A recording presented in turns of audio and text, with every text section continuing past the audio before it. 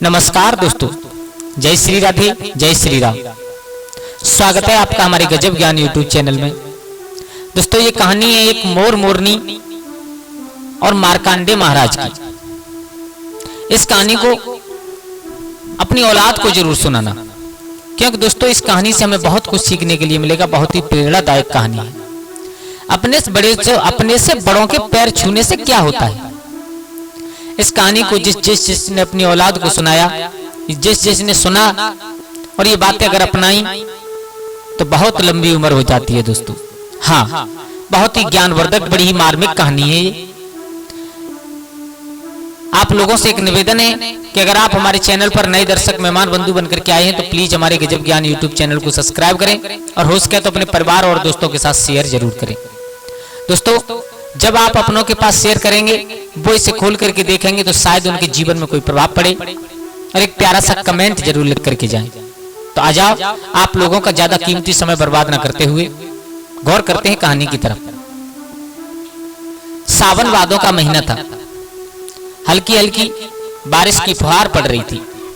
मेरे भैया, कहीं जंगल में एक पेड़ पर मोर और मोरनी का जोड़ा बैठा हुआ था। दोस्तों, हल्की हल्की फुहार पड़ रही, हल्की हल्की हवा का झोंका चल रहा है। सावन भादों का मास कितना सुहावना मौसम होता है, आप सब लोग जानते हो। तो मोरनी ने कहा, मोर से पिया, आज की रात बड़ी कठिन महसूस हो रही है। बारिश में भीगते भीगते ना तो नींद आ रही है, ना कोई काम अच्छा लग रहा है, क्या करें क्या समझ में कुछ नहीं आ रहा। तो मोर ने कहा कि टाइम पास करने का एक सबसे अच्छा जरिया होता है, वो होता है कहानी सुनना सुनाना। हाँ दोस्तों, टाइम इंसान का आजकल तो किसी के पास टाइम है ही नहीं, क्योंकि आजकल जब से ये मोबाइल चले तब से किसी के पास कुछ नहीं बचा है। पहले के जमाने में, हमारे दादा दादी के जमाने में टाइम पास करने का एक सबसे अच्छा जरिया था, तो वो थी कहानी। तो आज वो मोर कह रहा है, मोरनी से सुनो। आज मैं तुम्हें ऐसी एक ज्ञानवर्धक कहानी सुनाने के लिए जा रहा हूँ कि जिस इंसान ने इस कहानी को सुना उनकी उम्र बहुत लंबी हो गई। सुनो, ये कहानी है मार्कंडेय महाराज की।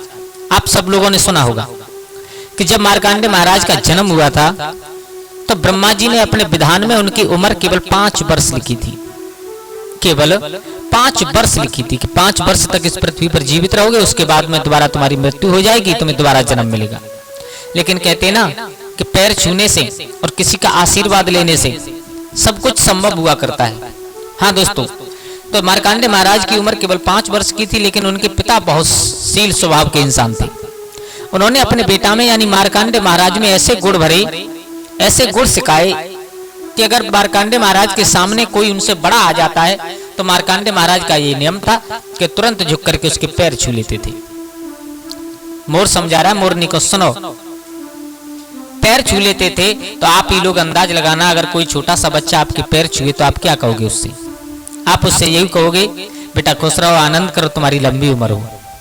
ऐसे ही एक बार की बात कि मार्कंडेय महाराज थोड़े से बड़े हुए। अच्छा, उनकी उम्र तो 5 वर्ष की थी बस केवल। तो कहीं से हाथ में बीड़ा लेकर के देवर्षि नारद नारायण नारायण शब्द का उच्चारण करते हुए वहीं पर पहुंच गए मार्कंडेय महाराज के घर। तो उस बेटा का तो यही नियम था, पिताजी बैठे, मार्कंडेय महाराज बैठे वहीं पर। तो देवर्षि नारद को देख करके उस बेटा ने दौड़ करके बाबा नारद के पैर छुए। तो देखो, जैसे ही छोटा सा नन्हा सा बालक बाबा नारद के पैरों में झुका, बाबा नारद ने अपने हाथों से बेटा को उठाया और उठा करके आशीर्वाद दिया, जाओ बेटा, सुखी रहो, आनंदमय जीवन हो तुम्हारा और तुम्हारी लंबी उम्र हो।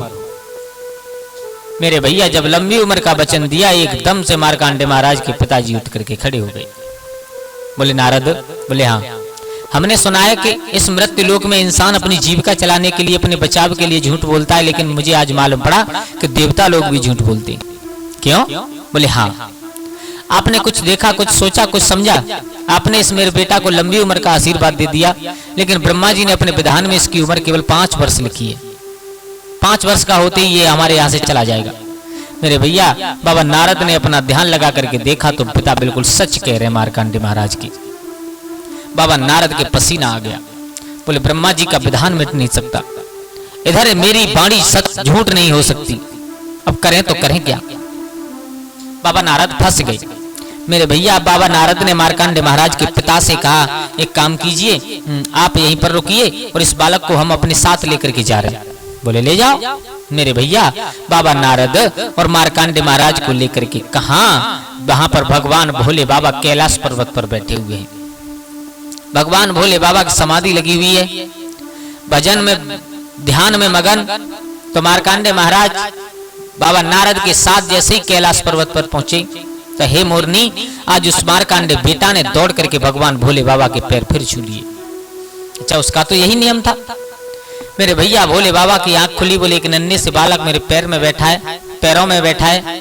तो बाबा भगवान भूतनाथ ने भी आशीर्वाद दे दिया, जाओ बेटा खुश रहो, आनंद करो और तुम्हारी लंबी उम्र हो। अब बाबा नारद ने अपनी लंबी सांस खींची, बोले जो मुझसे फंदा पड़ा था वो अब बाबा भोले बाबा के ऊपर मैंने डाल दिया। एकदम बाबा नारद हंसे, और जब बाबा नारद हंसे तो भूतनाथ ने पूछ दिया, क्यों नारद क्यों हंस रहे हो, हमने ऐसा क्या कह दिया है? इस बेटा ने हमारे पैर छुए तो हमने इसे आशीर्वाद दिया और तो कुछ नहीं कहा। बाबा नारद कहने लगे, बाबा जो तुमने किया है ना यही मैंने किया है। तो फिर हंस क्यों रहे हो? बोले हंस इसलिए रहे हैं कि ब्रह्मा जी ने अपने विधान में इसकी उम्र केवल 5 वर्ष लिख करके भेजी है और तुमने इसे आशीर्वाद दे दिया लंबी उम्र का। अब बताओ ब्रह्मा का वचन झूठा होगा या आपका वचन झूठा होगा? भगवान भूतनाथ चक्कर में पड़ गए, चक्कर में पड़ गए नारद। अब का क्या करें? अब कोई अकल लगाओ। अरे तुम ही हो जो इस संकट से निकाल सकती हो मेरे भैया। अब बाबा नारद से भगवान भोले बाबा ने कहा, नारद इस बेटा को लेकर के मेरे साथ आओ। बाबा नारद नारायण नारायण शब्द का उच्चारण करना भूल गए। भगवान भूतनाथ अपनी समाधि को तोड़ करके उस मार्कंडेय बेटा को लेकर के चले। कहाँ? बोले इसका तो अब निवारण एक ही इंसान कर सकता है। बोले वो कौन है? बोले मेरे साथ चलो। तो आज भगवान भोले बाबा, बाबा नारद और मार्कंडेय महाराज तीनों कहाँ? क्षीर सिंधु में, जहां पर शेष सैया पर स्वयं नारायण विश्वहरि लेटे हुए हैं। स्वयं नारायण भगवान का आसन लगा हुआ है, मैया लक्ष्मी पैरों में सेवा कर रही हैं और भगवान नारायण कोनी के बल लेटे हुए हैं, अपना सर कोनी पर रख करके, अपनी भुजा पर रख करके। तो देखो क्षीर सिंधु में जब पहुंचे तो उन मार्कंडेय महाराज का तो वही नियम था, पिता ने छोटे से बचपन से ही यही शिक्षा दी थी। दौड़ करके और भगवान विष्णु और मैया लक्ष्मी के पैरों में बैठ गया वो बालक, दोनों के पैर छुए। प्रिय बंधुओं, जैसे ही उस बच्चा ने भगवान नारायण के पैर छुए तो देखो ये बात बिल्कुल हकीकत है कि जब बच्चे हमारा सम्मान करते हैं तो हमारे मुख से बहुत अच्छा आशीर्वाद निकलता है। भगवान नारायण ने भी वचन दे दिया कि जाओ बेटा तुम्हारी लंबी उम्र हो। अब एकदम भगवान भोले बाबा और बाबा नारद दोनों ने लंबी सांस ली। बोले 3 लोग के पालनकर्ता के हाथ में अब इस बच्चे की डोर पहुंच गई है, अब शायद कुछ हो जाएगा। जब भगवान भूतनाथ और बाबा नारद दोनों हंसे, एकदम विष्णु भगवान कहने लगे, क्यों तुम क्यों हंस रहे हो? हमने ऐसा क्या कह दिया है? हंस क्यों रहे हो? हमने इस बच्चे को आशीर्वाद ही तो दिया है।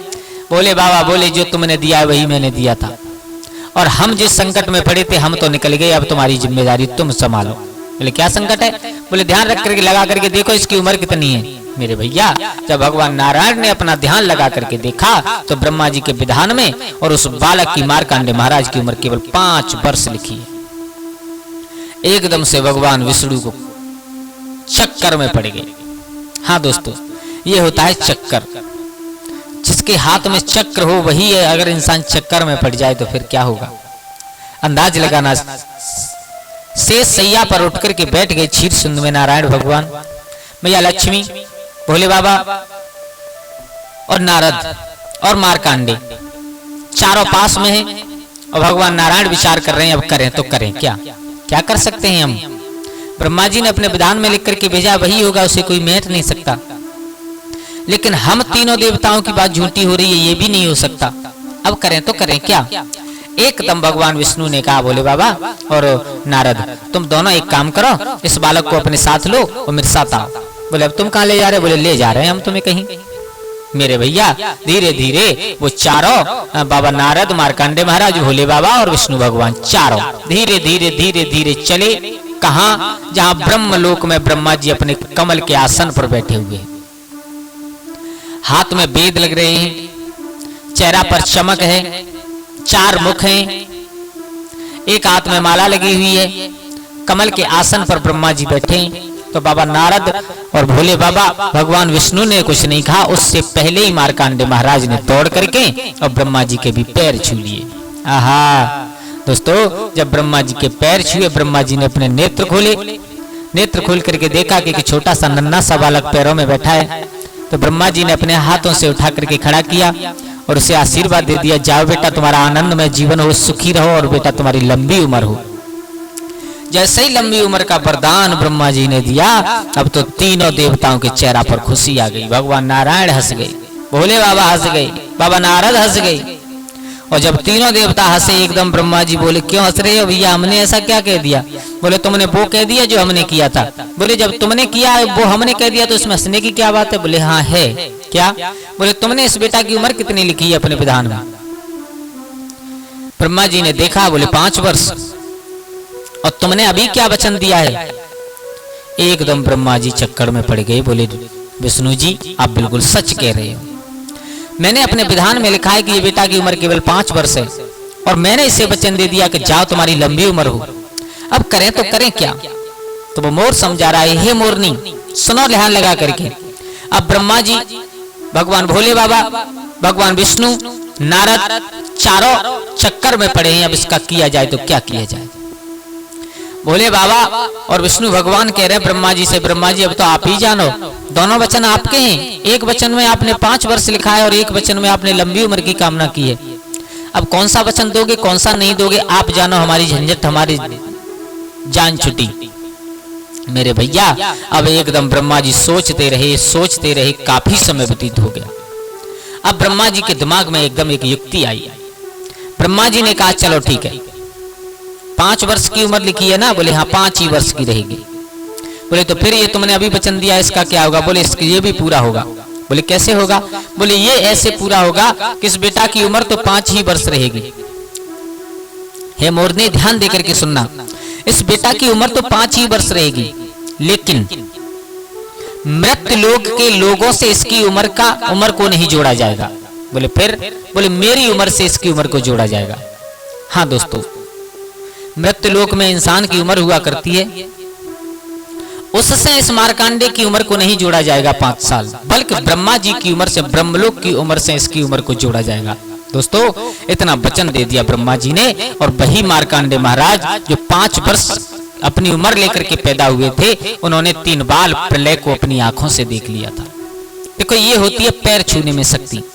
दोस्तों हम लोगों को चाहिए कि हम अपने बेटाओं में संस्कार भरें, क्योंकि संस्कार एक ऐसी चीज हुआ करती है कि संस्कार, एक बाप अपने बेटा को बहुत सारा धन देकर के चला जाए और एक बाप अपने बेटा को संस्कार देकर के चला जाए, तो संस्कार देने वाले बेटा, संस्कार मिलने वाला बेटा जीवन में कभी दुखी नहीं रह सकता, क्योंकि संस्कार एक ऐसी चीज हुआ करती है, संस्कार जिस बच्चे में आ जाए उस बच्चे का जीवन बन जाता है। तो दोस्तों सबसे पहला आपसे मेरा एक यही निवेदन है कि अपने बच्चों में हमेशा संस्कार देने चाहिए, लेकिन आज संस्कार बहुत कम देखने के लिए मिल रहे हैं।